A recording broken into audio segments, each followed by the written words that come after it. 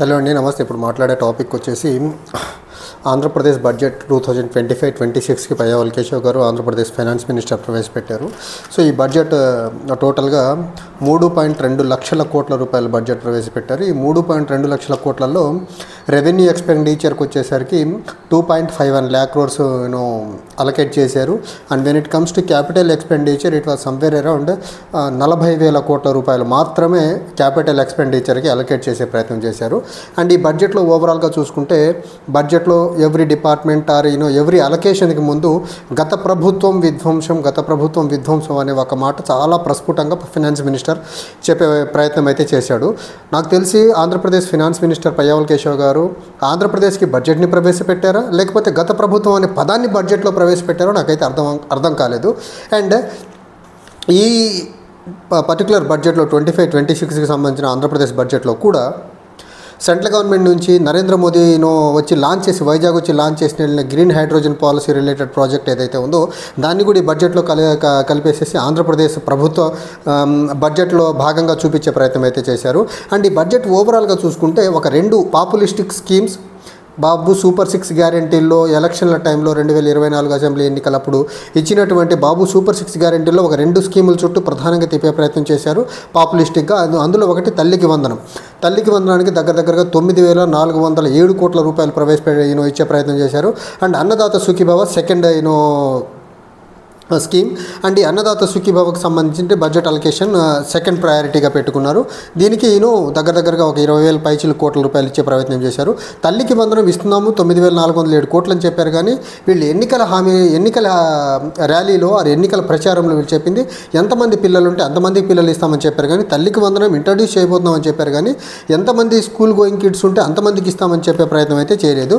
తర్వాత గోదావరి బనకచెర్ల ప్రాజెక్టు గురించి బడ్జెట్లో అనౌన్స్ చేసే ప్రయత్నం చేశారు. And when it comes to this particular Godavari Banakacherla project interlinking river project ఏదైతే ఉందో ఆంధ్రప్రదేశ్కి సంబంధించినటువంటి central government interlinking of river ప్రాజెక్ట్ని ఒక ప్రెస్టీజియస్గా తీసుకొని ముందుకెళ్లాలని ఒక నిర్ణయానికి వచ్చిన తర్వాత చంద్రబాబు నాయుడు గారు తెలుసు కదా ఆపర్చునిస్ట్ మనిషి. సో ఆంధ్రప్రదేశ్లో ఈ ఇంటర్లింకింగ్ రివర్ ప్రాజెక్ట్ని కేంద్రం దగ్గర ప్రపోజల్ పెట్టి కేంద్ర బడ్జెట్ నుంచి కొంచెం అలొకేషన్స్ వస్తే దాన్ని ఈ బడ్జెట్లో చూపించే ప్రయత్నం చేద్దామని అనుకున్నారు. కానీ లాస్ట్ ఫిబ్రవరి 1వ తారీఖున కేంద్ర బడ్జెట్ ప్రవేశపెట్టారు. అందులో ఆంధ్రప్రదేశ్కి ఏమి ఇవ్వలేదు. And Godavari Banakacherla interlinking river project గురించి కూడా మెన్షన్ లేదు. సో ఆంధ్రప్రదేశ్ బడ్జెట్లో కూడా Godavari Banakacherla interlinking river project name mention చేశారు. కానీ దానికి అలొకేషన్ అనేది మాత్రం ఎలాంటి అలొకేషన్ చేసే ప్రయత్నం అయితే చేయలేదు. అండ్ ఆంధ్రప్రదేశ్కి సంబంధించినటువంటి అగ్రికల్చర్ బడ్జెట్ని ప్రవేశపెట్టారు. ఈ ఆంధ్రప్రదేశ్ అగ్రికల్చర్ బడ్జెట్ వచ్చేసరికి దగ్గరగా 48,340 కోట్ల రూపాయలు అలొకేట్ చేశారు. అండ్ మనం ప్రధానంగా చూసుకుంటే ఈ ఆంధ్రప్రదేశ్ బడ్జెట్లో అమరావతికి ఒక 6,000 కోట్ల రూపాయలు ఇచ్చారు. తర్వాత పోలవరం ప్రాజెక్టు 6,700 పైచిలకు కోట్ల రూపాయలు ఇచ్చే ప్రయత్నం చేశారు. ఓవరాల్గా చూసుకుంటే సూపర్ 6 గ్యారెంటీల్లో ఒక సంవత్సరం దాటి 2వ సంవత్సరం అడుగు పెట్టబోతున్నారు. ఆల్మోస్ట్ 2 years కంప్లీట్ అయిపోతుంది. నెక్స్ట్ బడ్జెట్ వచ్చే నాటికి 3వ బడ్జెట్లోకి వెళ్ళే టైంకి ఫర్దర్గా మిగిలిన 3 హామీల గురించి ఏమైనా మాట్లాడే ప్రయత్నం ఏమైనా చేస్తారేమో చూడాలి. ఇప్పటికైతే సూపర్ 6 గ్యారెంటీల్లో ఒకటి అరాకొరగా మహిళలకు ఇచ్చే గ్యాస్ ఇంప్లిమెంట్ చేస్తున్నారు. నెక్స్ట్ పంట నుంచి రైతులకు Annadata Sukhibhava, next next academic year నుంచి వచ్చేసి పిల్లలకి తల్లికి వందనం ఇచ్చే ప్రయత్నం చేస్తామనే ప్రయత్నం చేశారు. ఇక్కడ ఇంకా సూపర్ 6 గ్యారెంటీల్లో 3 బాకీలు ఉన్నాయి. ఆ 3 ఏంటంటే మహిళలకి ప్రతి నెల ఇస్తానన్నటువంటి 1,500 రూపాయలు, దాని గురించి మెన్షన్ చేయాల. తర్వాత ఆంధ్రప్రదేశ్లో యువతకి 20 లక్షల ఉద్యోగాలు లేకపోతే నిరుద్యోగ భృతి గురించి కానీ 20 లక్షల జాబ్ క్రియేషన్ గురించి మాట్లాడే ప్రయత్నం చేయలేదు. తర్వాత మహిళలకి ఫ్రీ బస్ సర్వీసెస్ ఏదైతే ఇంట్రడ్యూస్ చేస్తామని చెప్పారో గెలిచిన తర్వాత దాని గురించి కూడా ఇప్పటికీ ఒక రూట్ మ్యాప్ అయితే లేదు. ఒక మినిస్టర్స్ కమిటీని వేశారు. పక్క రాష్ట్రాల్లో మహిళలకు ఫ్రీ బస్ సర్వీస్ని ఇంప్లిమెంట్ చేస్తున్న రాష్ట్రాలకు వెళ్ళి స్టడీ చేసి రండి అనేసి వాళ్ళు వెళ్ళారు. స్టడీ చేశారో లేదో అసలు ఆ ప్రపోజల్ ఎక్కడాగిందో కూడా ఎవరికి తెలియని పరిస్థితి.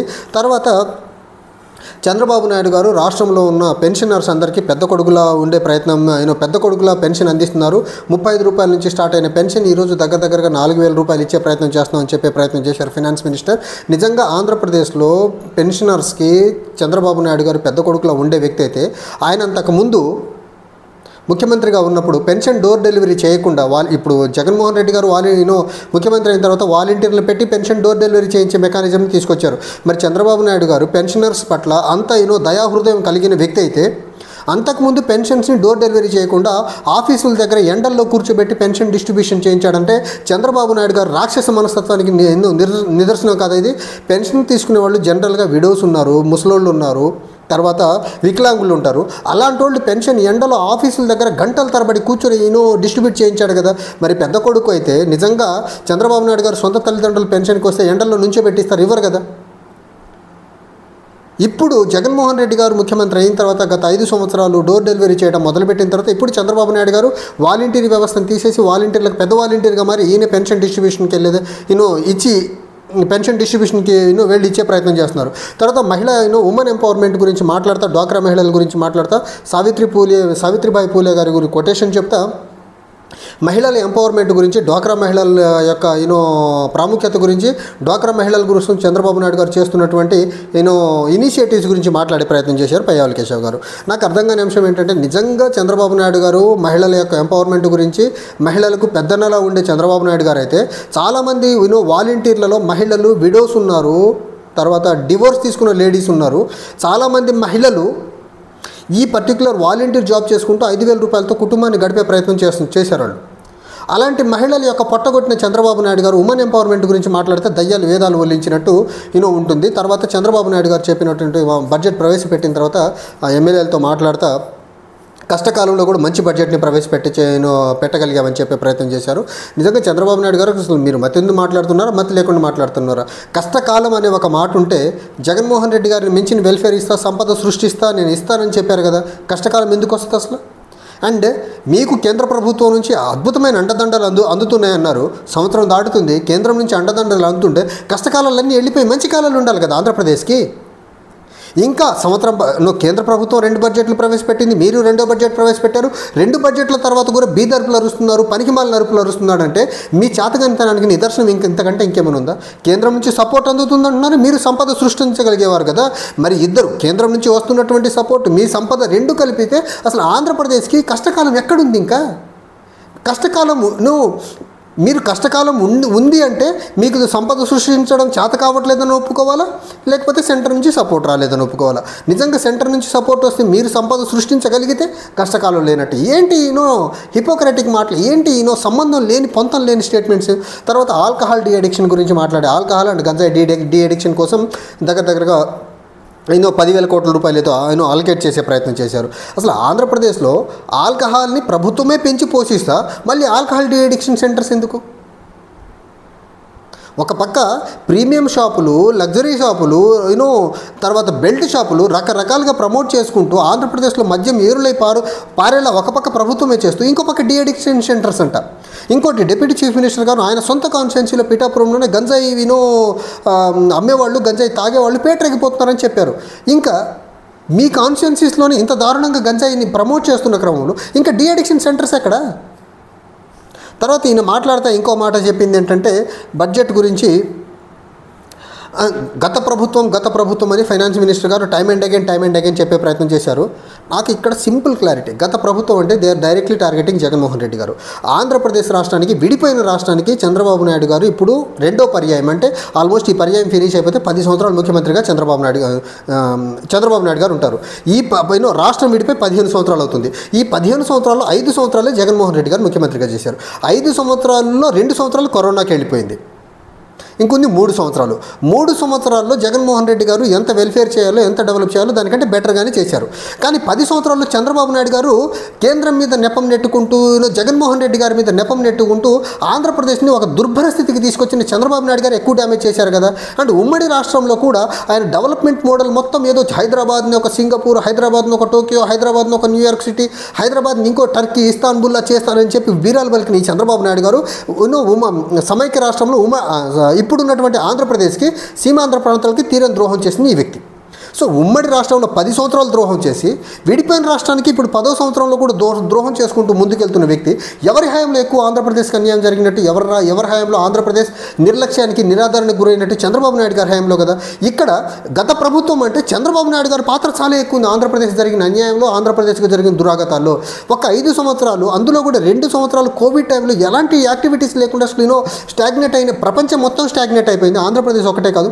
అలాంటి టైంలో గత ప్రభుత్వం అని ఒక 5 సంవత్సరాలకే మీరు జగన్మోహన్ రెడ్డిని ఇంతలా టార్గెట్ చేసి ఆడిపోసేసుకుంటున్నారంటే మరి 20 సంవత్సరాలు ఉమ్మడి రాష్ట్రానికి 10 సంవత్సరాలు, ఇప్పుడు మళ్ళీ 10 విడిపోయిన రాష్ట్రానికి ఈ టెన్యూర్ అయిపోతే 10 సంవత్సరాలు ముఖ్యమంత్రి చేసి రాష్ట్రానికి ఒక తీరని ద్రోహం చేస్తున్న చంద్రబాబు నాయుడు ఏమనాలి మనం? చంద్రబాబు నాయుడు గారి contribution towards the destruction of Andhra Pradesh చాలా హెవీగా ఉంది. దీని గురించి ఎవరు మాట్లాడతారు అసలు? మీడియా మీ చేతుల్లో ఉంది, ప్రచార సాధనాలు మీ చేతిలో ఉన్నాయి, పేపర్లు మీ చేతిలో ఉన్నాయి అనేసి ఒకటే ఊకదంపుడు, ఈయన చేసింది తక్కువ డాంబికాలు ఎక్కువ, ఈయన చేసింది తక్కువ ఆర్భాటాలు ఎక్కువ, ఈయన చేసింది తక్కువ పేపర్లో మీడియాలో ఆర్భాటాలు ఎక్కువ. ఈ రకంగా ఈయన చేసిన డిస్ట్రక్షన్ మొత్తాన్ని వీళ్ళ పేపర్లు, వీళ్ళ టీవీలు అడ్డం పెట్టుకొని చంద్రబాబు నాయుడు గారు అంటే ఏదో డెవలప్మెంట్ అంట. ఏం డెవలప్మెంట్? దరిద్రమైన డెవలప్మెంట్. ఈయన దరిద్రం వల్లే ఆంధ్రప్రదేశ్ తెలంగాణగా రెండు ముక్కలుగా విడిపోయింది. విడిపోయిన ఆంధ్రప్రదేశ్కి ఏది లేకుండా మిగిల్చిన ఘనుడు ఈయన.